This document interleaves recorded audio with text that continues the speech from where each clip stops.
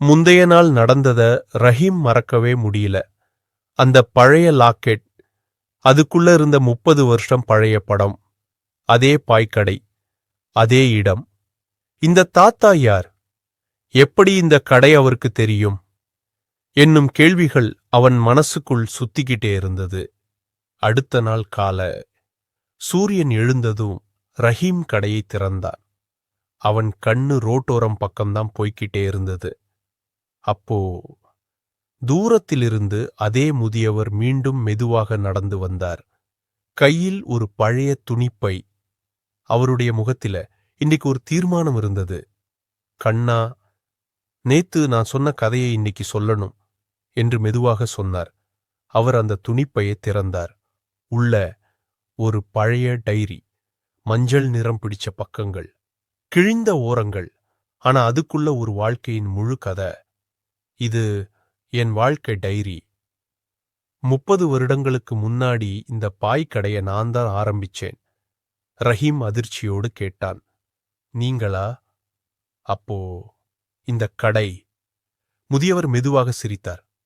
ஆமாம் கண்ணா, இந்த வாசனை, இந்த பாத்திரம், இந்த இடம் எல்லாமே என் நினைவுகளோட சேர்ந்தது.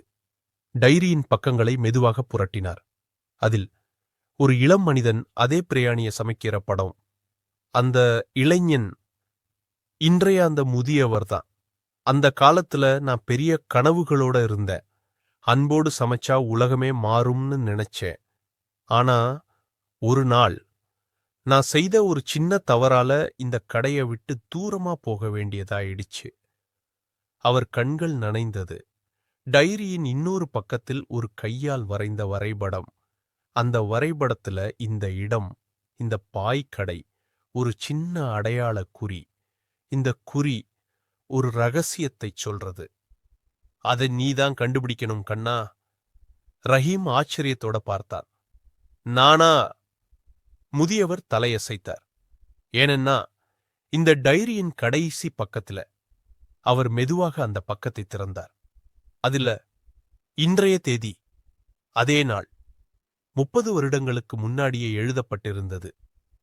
ரஹீம் மூச்சை இழந்தான். தாத்தா, இது எப்படி சாத்தியம்? முதியவர் அமைதியாக சொன்னார். சில கதைகள் காலத்துக்கே முன்பே எழுதப்பட்டிருக்கும். இந்த டைரி இப்போ உன் கையில வந்திருக்கிறது ஒரு சாத்தியமல்ல, ஒரு அழைப்பே.